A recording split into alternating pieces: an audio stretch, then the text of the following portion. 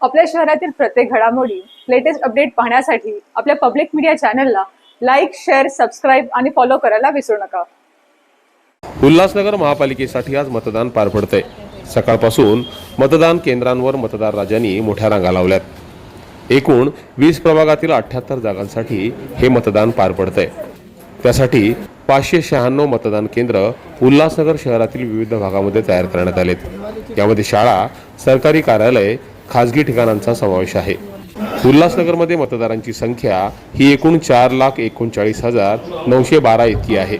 आज मतदान असल्यानं आज जरी सुट्टीचा दिवस असला तरी मतदारांनी घरात राहू नये, आपल्या मतदानाचा हक्क बजावावा असं आवाहन उमेदवारांकडून केलं जात आहे।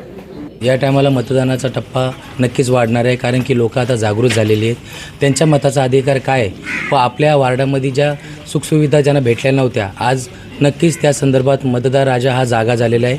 मी आपल्या प्रसारमाध्यमातून जनतेला व आव्हान करू इच्छितो की लोकशाहीचा अधिकार बजावा व जास्तीत जास्त लोकसंख्येने बाहेर येऊन मतदानाचा अधिकार घ्या। सुट्टी दिले म्हणून तो हॉलिडे म्हणून साजरा करू नका, लवकरात लवकर बाहेर या, कारण की आपल्या विकासाला आपण सुद्धा जबाबदार आहे।